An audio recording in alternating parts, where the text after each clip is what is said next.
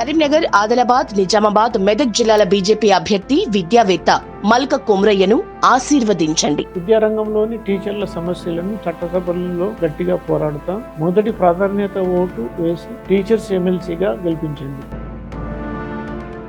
సర్వత్రా జన సైనికులు, మెగా అభిమానులు ఆందోళన చెందుతున్న నేపథ్యం గత కొన్ని రోజులుగా జరుగుతున్న అంశాలు, ఎన్నికలకు ముందు, ఎన్నికల తర్వాత కూడా పవన్ కళ్యాణ్ గారికి ఏదో జరుగుతుంది, ఏదో కుట్రకోణం ఇందులో దాగి ఉంది.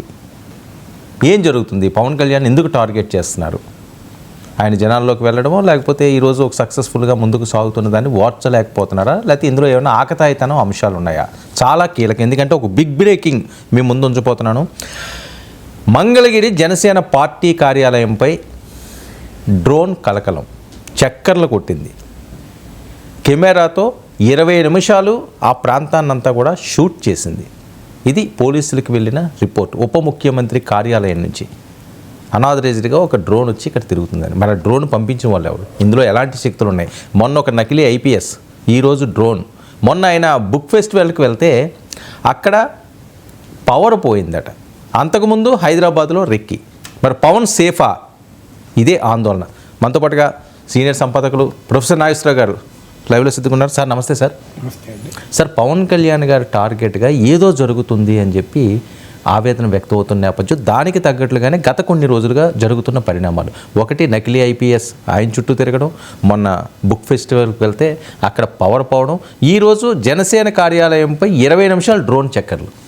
ఎలా చూడాలి సార్? అంటే మీరు అన్నట్లు ఈ సిరీస్ ఆఫ్ ఇన్సిడెంట్స్ కలుపుకుంటే పవన్ కళ్యాణ్ అభిమానించే వారిలో ఆందోళన ఉండడం అనేది సహజమే.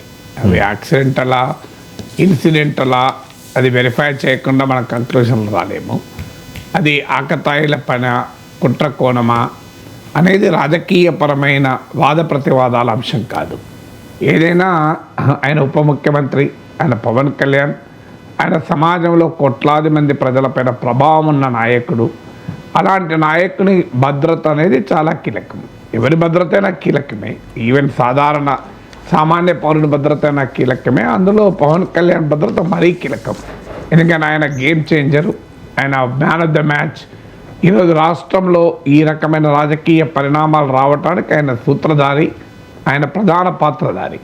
అందువల్ల ఆయన చుట్టూ ఆంధ్రప్రదేశ్ రాజకీయం తిరుగుతున్న సమయంలో ఈ సిరీస్ ఆఫ్ ఇన్సిడెంట్స్, అంటే జనసేన కార్యాలయంపై డ్రోన్ కెమెరా తిరగడము, ఒక నకిలీ ఐపీఎస్ చాలాసేపు పవన్ కళ్యాణ్ ఎంబడి పర్యటించారు. ఎవరు ఎందుకు గుర్తించలేదు ఆశ్చర్యంగా ఉంటుంది.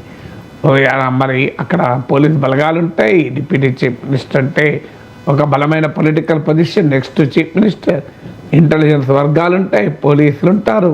మరి ఎందుకని తెలుసుకోలేకపోయారు? అది ఇంటీరియర్ ప్లేసే కావచ్చు అది, బట్ ఇంటీరియర్ ప్లేస్ అయినా కూడా ఒక వివిఐపి వెళ్ళినప్పుడు దానికి తగ్గట్టు నిఘా ఏర్పాట్లు, భద్రతా ఏర్పాట్లు ఉంటాయి కదా. అందులో అది మీకు లెఫ్ట్ వింగ్ ఎక్స్ట్రీమిజం ఉన్న ఏరియా, చాలా ఇంటీరియర్ ఏరియా కనుక ఇంకా ఎక్కువ ఉండాలి. మరి అలాంటి ఏరియాలో ఊరు పేరు లేనోడు, అనామకుడు ఐపీఎస్గా చలామణి అవుతే, అది కూడా గంటల సేపు చలామణి అయితే, వాట్ ఆర్ ది ఇండికేట్? ఏ ధైర్యంతో ఎవడు చేస్తున్నాడు? ఇక పవర్ పోవడం అనేది మనకు జనరల్గా మరి ఉప ముఖ్యమంత్రి పోయినప్పుడు unless it is very very disruption ఉంటే తప్ప పోదు. ఎందుకంటే ఆ ఇన్ఫ్లుయెన్స్ ఉంటుంది కనుక అధికారులకు ముందుగానే నోటీస్ వెళ్తుంది అప్రమత్తంగా ఉండమని. ఎందుకంటే పవర్ పోవడం వల్ల పవన్ కళ్యాణ్కి అది ఇన్కన్వీనియన్స్ కాదు, అది సేఫ్టీ కన్సర్న్ కదా. పవర్ లేకపోతే భద్రతాపరమైన సవాళ్ళు కూడా ఉంటాయి. అందుకే మీకు పవర్ ఎన్ష్యూర్ చేయాల్సిన అవసరం ఉంటుంది. ఏదో ఒక్క 15 నిమిషాలు పవర్ పోతే ఏమైతే మన ఇళ్ళలో పోవాలని ఎవడం అనొచ్చు, కానీ సెక్యూరిటీ కన్సర్న్ ఉంటుంది. అందువల్ల ఈ ఫ్యాక్టర్స్ వల్ల సహజంగానే ఆందోళన వ్యక్తం అవుతుంటుంది. అందులో కూటమి ప్రభుత్వం, ముఖ్యంగా తెలుగుదేశం ప్రతి దాంట్లో కుట్రకోణం చూస్తుంది కదా.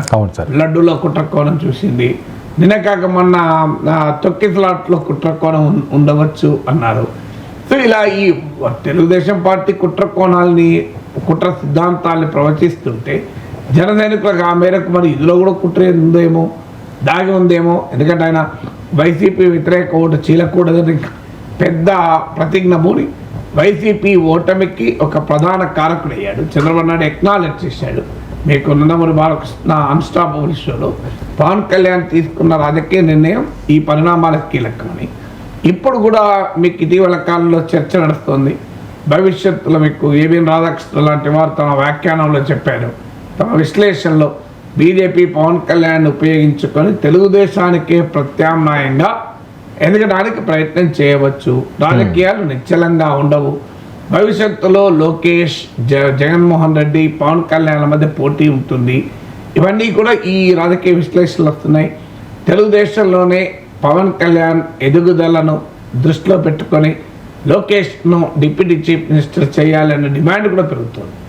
ఇప్పటికిప్పుడు పవన్ కళ్యాణ్కు చంద్రబాబు నాయుడుకు జనసేనకు టీడీపీకి ఘర్షణ లేకపోవచ్చు, ఘర్షణ కాదు గ్యాప్ కూడా లేదు.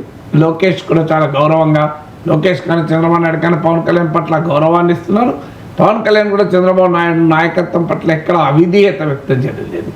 బట్ స్టిల్ భవిష్యత్తు రాజకీయాలపైన అనేక రకాల ఊహాగానాలు వస్తున్నది. ఇది రెండవది. మూడవది ఏంటంటే పవన్ కళ్యాణ్ కొన్ని విషయాల్లో క్లియర్ డిమార్కేషన్, ముఖ్యంగా ఆయన హోంమంత్రి ఆయన చేసిన బహిరంగ వ్యాఖ్య లా అండ్ ఆర్డర్ పైన. So Pawan Kalyan law and order మీరు చేయలేకపోతే నేనే తీసుకుంటే ఇలా ఉండదు అని కూడా హెచ్చరించాడు.